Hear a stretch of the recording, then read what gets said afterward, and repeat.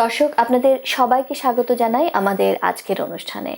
কানাডায় নির্মিত এবং টরন্টো থেকে প্রচারিত বাংলা টেলিভিশনের আজকের এই আয়োজন নিয়ে আপনাদের সাথে রয়েছি আমি নাজমা কাজী।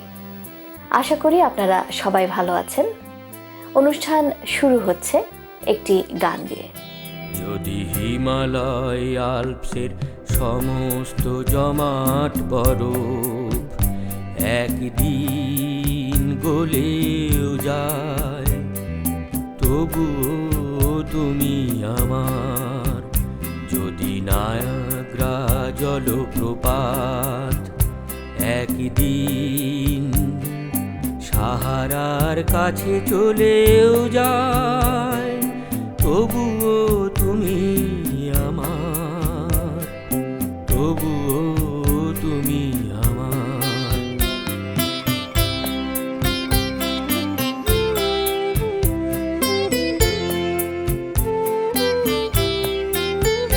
যদি প্রশান্ত মহাসাগরে এক ফোঁটা জল আর নাও থাকে, যদি গঙ্গা ভলগা হোক নিজেদের শুকিয়েও রাখে, যদি বিশুভিয়াস বুঝি আমার একদিন জ্বলতে জ্বলতে জ্বলেও যায়, তবুও তুমি আমার, তবুও তুমি আমার।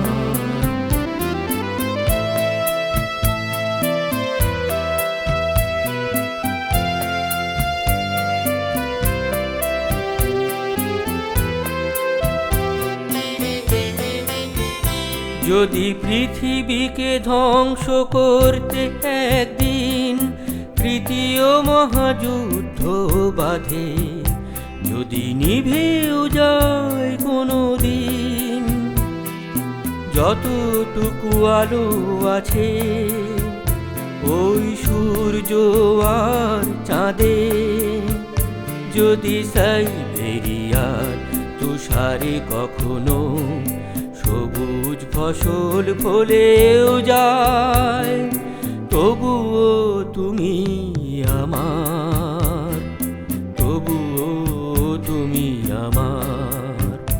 যদি হিমালয় আল্পসের সমস্ত জমাট বরফ একদিন গলেও যায়, তবুও তুমি আমার, তবুও তুমি আমার, তবুও তুমি আমার। বাংলা মিডিয়া, বাংলা বই, পত্রিকা, গানের সিডি, নাটক ও সিনেমার বিপুল সমাহার। ড্যানফোর্থ ও ভিক্টোরিয়া পার্ক এলাকায় বাংলা মিডিয়ায় সাদর আমন্ত্রণ। 3000 Danforth avenue, Toronto.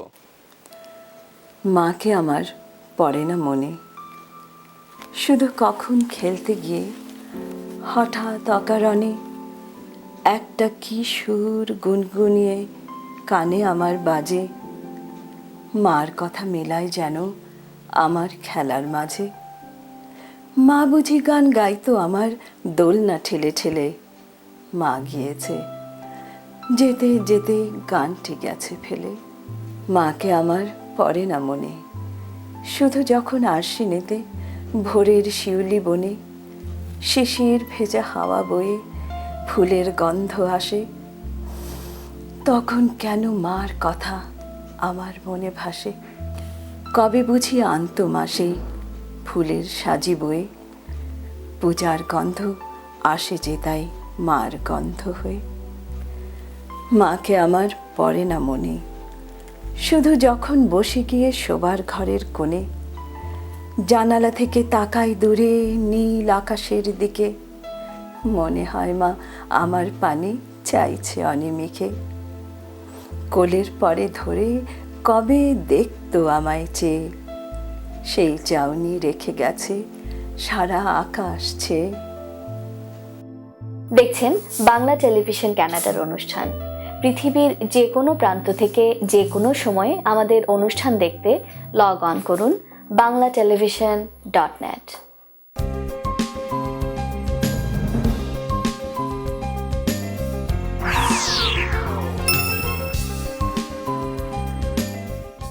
Montu Kumar Sikdar, বাংলাভাষী Canadian barrister. Immigration, personal injury, criminal law, real estate সহ যে কোনো বিষয়ে আইনগত পরামর্শের জন্য নির্ভরযোগ্য ও বিশ্বস্ত। প্রণবেশ পোদ্দার, দীর্ঘদিনের অভিজ্ঞতা নিয়ে আপনাদের সেবায়। আরইএসপি, লাইফ ইন্স্যুরেন্স, আরআরএসপি, নতুন ইমিগ্রান্টদের প্রাথমিক সেটেলমেন্ট। আমি প্রণবেশ, আপনাদের সেবায় সবসময়। 3028 Danforth Avenue, Toronto. আমি বাসানীয় ঘোষ, পার্সোনাল ইনজুরি লয়ার। দুর্ঘটনার পর আপনার মেডিকেল, ইনকাম লস ও অন্যান্য বেনিফিটের জন্য লড়াই করা আমার দায়িত্ব। মামলা নিষ্পত্তি না হওয়া পর্যন্ত আমি কোনো ফি নিই না। একটি স্বপ্নীল বাড়ি, একটি লাভজনক ব্যবসা, একটি নির্ঝঞ্ঝাট কন্ডোমিনিয়াম। আপনার এমন সব স্বপ্ন পূরণে অভিজ্ঞ রিয়েল এস্টেট এজেন্ট শাহজাদ একটি বিশ্বস্ত নাম।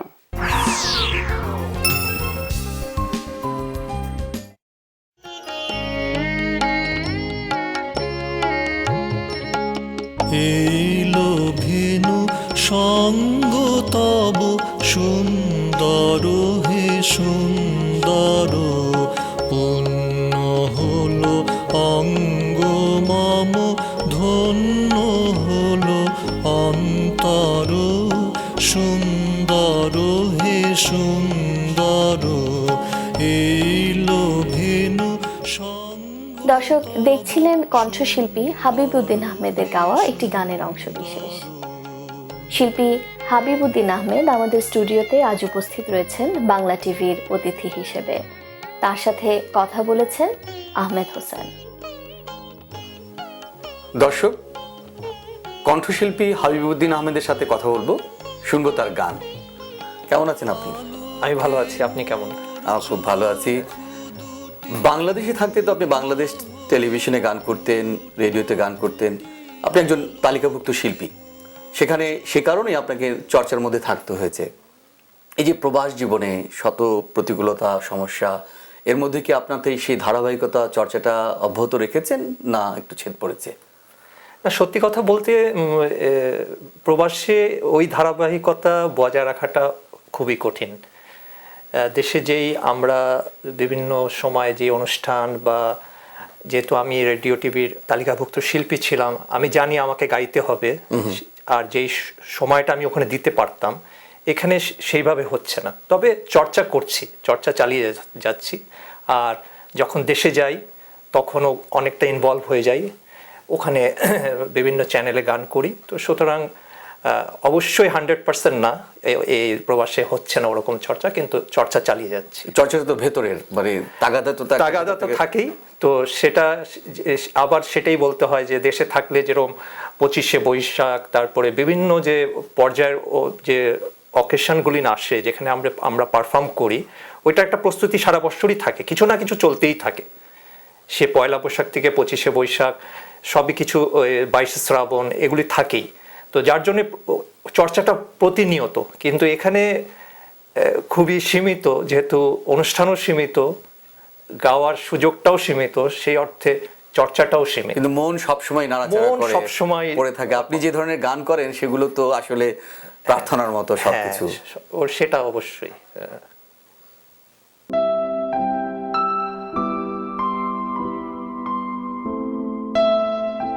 ছন্দ ও সুরের মূর্ছনার মধ্যেই বড় হয়ে উঠেছেন আজকের কণ্ঠশিল্পী হাবিবুদ্দিন আহমেদ।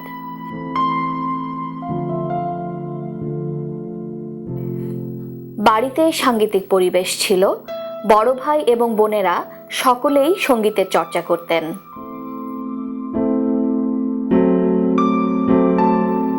বাবা দেশবরেণ্য সঙ্গীতজ্ঞ মরহুম বেদার উদ্দিন আহমেদের কাছেই বাড়িতে তার সঙ্গীতের শিক্ষা শুরু।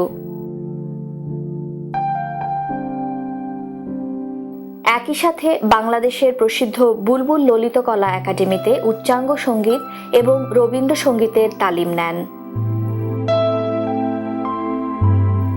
বাংলাদেশের খ্যাতিমান রবীন্দ্রসঙ্গীত শিল্পী অজিত রায়, আব্দুল আহাদ, ফজলে নিজামী, সাদি মোহাম্মদ প্রমুখের কাছে রবীন্দ্রসঙ্গীতের শিক্ষা নিয়েছেন। ওই বুলবুল ললিতকলা একাডেমি থেকেই হাবিবুদ্দিন আহমেদ রবীন্দ্রসঙ্গীতের উপরে উচ্চতর সার্টিফিকেট কোর্স সফলতার সাথে সম্পন্ন করেছেন। আপনার বাবা মরহুম বেদারউদ্দিন আহমেদ বাংলাদেশের সঙ্গীতাঙ্গনের একটি সর্বজন শ্রদ্ধেয় ব্যক্তিত্ব, আমি বলবো সঙ্গীতের একজন দিকপাল। জানতে চাইবো যে আপনার অন্যান্য ভাই বোনেরা অর্থাৎ তার সন্তানেরা কে কতটুকু সঙ্গীতের সাথে জড়িত ছিলেন বা আছেন? আসলে ছোটবেলায় আমরা সবাই গান করতাম, বাবার কাছেই শিক্ষা, সবাই বসতাম, সবাই চর্চা করতাম, কিন্তু শেষ পর্যায়ে পর্যন্ত আমার বোন শাহানা আফরোজ আর আমরা দুজনেই চালিয়ে যাচ্ছিলাম। তো আমার বোনের বিয়ে হয়ে যাওয়ার পরে ওর ভাটা পড়েছে, কিন্তু আমি শেষ পর্যন্ত মানে গিয়ে যাচ্ছি আর কি, ওই কানাডায় গান করছি। আরেকটা ব্যাপার হচ্ছে যে আমরা জানি, আমরা বই পুস্তকে পড়েছি, জেনেছি নানাভাবে ইন্টারভিউর মাধ্যমে, আপনার বাবার কারণে মরহুম বেদারউদ্দিন আহমেদের কারণে লোকজন, অনেক গুণী গুণী শিল্পীরা সেখানে ভিড় করতেন ওস্তাদের কাছে কিছু নেওয়ার জন্য, শেখার জন্য। তেমন ছোটবেলার স্মৃতি কিছু মনে পড়ছে? অবশ্যই মনে পড়ছে, কারণ আমরা তো মানে আমাদের সৌভাগ্য বলতে হবে, আজ যারা অনেক প্রতিষ্ঠিত বিখ্যাত শিল্পী বাংলাদেশের, আমরা ছোটবেলায় তাদেরকে দেখেছি বাবার কাছে কোনো একটা গানের সমস্যা হলে গানটা তুলতে চলে আসতেন। আমি নীলুফার শ্রদ্ধা নীলুফার মরহুমা নীলুফার ইয়াসমিন, ফাতেমাতুজ্জোহরা, নাশিদ কামাল, এরকম অনেকে, সাবিয়া মাহবুব তো একদম ছোটবেলার থেকেই বাবার কাছে শিখতেন। তো এরকম অনেক বিখ্যাত শিল্পী, হয়তো আমার সকলের নাম এই মুহূর্তে মনে পড়ছে না, আমরা ছোটবেলায় দেখেছি যখন যার কোনো একটা গান তোলার কোনো সমস্যা বাবার কাছে আসতেন, এসে গানটা তুলে নিয়ে যেতেন, তারপরে পারফর্ম করতেন। তো সেই অর্থে অনেক বিখ্যাত শিল্পীরা বাসায় দেখেছি। আর আমাদের বাসায় প্রতি বৃহস্পতিবার সন্ধ্যার সময়, এটা দীর্ঘদিন চলেছে, আমাদের বাসাটা জলসা হতো। তো সেখানে বড় বড় ওস্তাদরা এসে গান করতেন। এই সন্ধ্যার থেকে শুরু হতো প্রায় মধ্যরাত পর্যন্ত, নজরুল, উচ্চাঙ্গ সঙ্গীত, সব ধরনের গান। এবং এটা ঢাকায় তখন অনেকেই জানতেন যে বেদাউদ্দিন সাহেবের বাসায় সন্ধ্যায় জলসা, এটা বেশ পপুলার ছিল তখন। বাংলাদেশ টেলিভিশনের ছোটদের অনুষ্ঠান এসো গান শিখিতে অংশগ্রহণের মধ্য দিয়ে হাবিবুদ্দিন আহমেদের ইলেকট্রনিক মিডিয়ায় গান করা শুরু। বাংলাদেশের রবীন্দ্রসঙ্গীত শিল্পী সংস্থার সাথে তিনি জন্মলগ্ন থেকেই জড়িত। 1977 সালে প্রতিযোগিতামূলক অনুষ্ঠান নতুন কুড়িতে রবীন্দ্রসঙ্গীত বিভাগে অংশ নেন। 1981 এবং 1982 সালে যথাক্রমে বাংলাদেশ বেতার ও টেলিভিশনে রবীন্দ্রসঙ্গীতের শিল্পী হিসেবে তালিকাভুক্ত হন। বাংলাদেশে এবং দেশের বাইরে শিল্পী একাধিক সফল মঞ্চ পরিবেশনা করেছেন।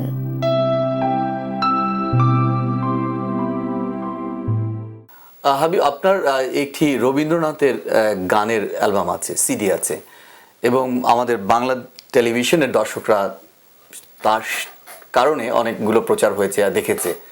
ভবিষ্যতে এই ধরনের জিনিসের কিছু পরিকল্পনা আছে?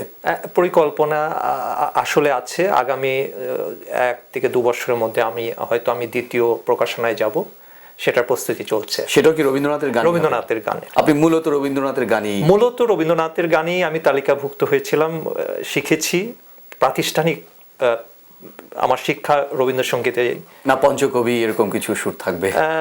আপাতত রবীন্দ্রনাথেরই আরো কিছু 1 বা 2 অ্যালবাম আমার করার ইচ্ছা আছে। ভবিষ্যতে হয়তো পঞ্চকবি ওনাদের নিয়েও কাজ করব।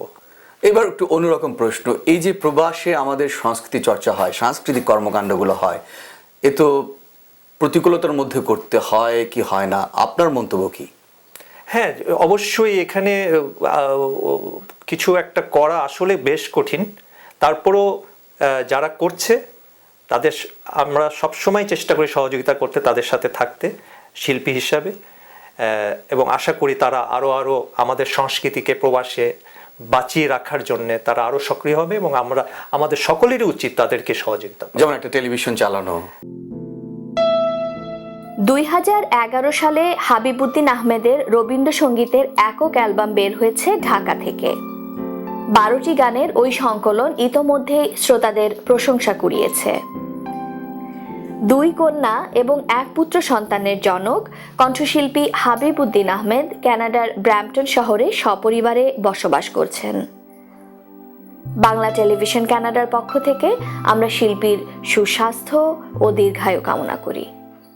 তুমি কেমন করে গান করবে হে গুণী, আমরা সেই কামনা করি। আপনি অনেক ভালো করে গান করবেন, আরও রবীন্দ্রনাথের গান করবেন, সবারই গানই করবেন, গান করেন, সেটাই বাংলা টেলিভিশনকে সময় দেওয়ার জন্যই, আপনার ব্যস্ততম সময় থেকে সময় দেওয়ার জন্য অসংখ্য ধন্যবাদ। ভালো থাকবেন। ধন্যবাদ। এবং আমি বাংলা টিভি কানাডাকে ধন্যবাদ জানাচ্ছি যে আমার মতন একজন ক্ষুদ্র ব্যক্তিত্ব আজ আমাকে এই সুযোগটা করে দিয়েছে, এই সাক্ষাৎকারের আয়োজন, এবং আমার বাবার সম্পর্কে কিছুটা বলার জন্য তাদেরকে ধন্যবাদ জানাচ্ছি।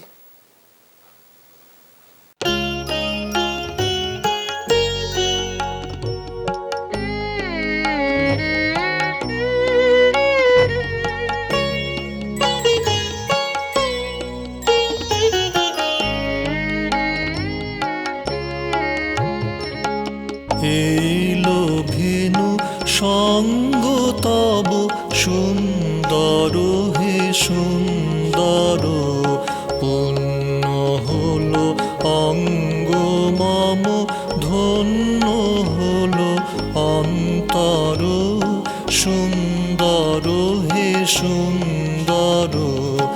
এইলো ভেনু সঙ্গ তব সুন্দর হে সুন্দর।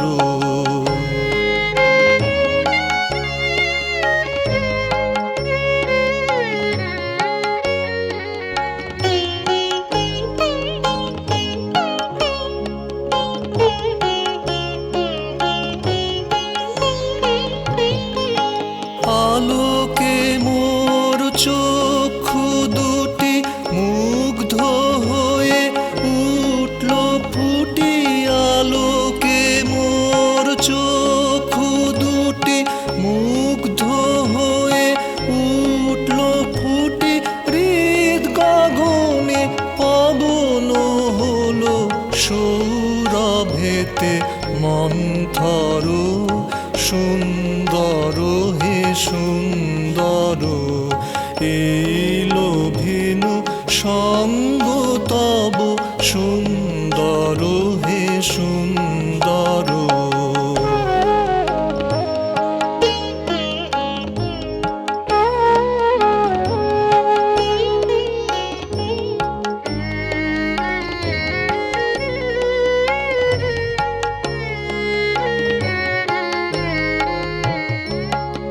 এই তোমারি পরশরাগে চিত্ত হলো রঞ্জিত, এই তোমারি মিলন সুধা রইল প্রাণে সঞ্চিত, এই তোমারি পরশরাগে চিত্ত হলো রঞ্জিত, এই তোমারি মিলন সুধা রইল প্রাণে সঞ্চিত।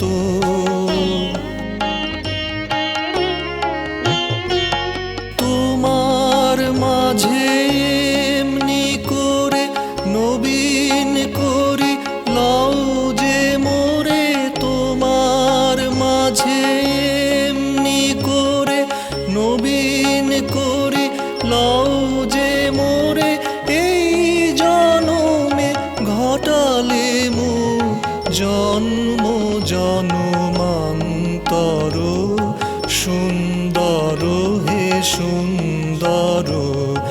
এইলো ভেনু সঙ্গ তব সুন্দর হে সুন্দর, পূর্ণ হলো অঙ্গ মম, ধন্য হলো অন্তর, সুন্দর হে সুন্দর। এইলো ভেনু সঙ্গ তব সুন্দর হে সুন্দর। দেখছেন বাংলা টেলিভিশন কানাডার অনুষ্ঠান। পৃথিবীর যে কোনো প্রান্ত থেকে যে কোনো সময়ে আমাদের অনুষ্ঠান দেখতে লগ অন করুন banglatelevision.net। আমি বন ফুল গো, ছন্দে ছন্দে দুলি আনন্দে, আমি বন ফুল গো, বাসন্তী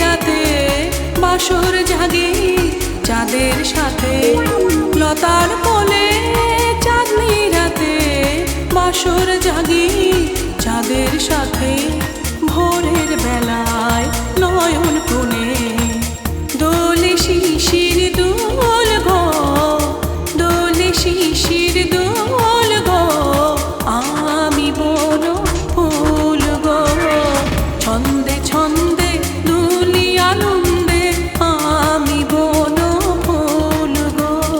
বাসন্তিকা কণ্ঠে আমি, বাসন্তিকা কণ্ঠে আমি মালিকা দোদুল গো, মালিকা দোদুল গো, আমি বন ফুল গো, ছন্দে ছন্দে দুলি আনন্দে আমি বন ফুল গো।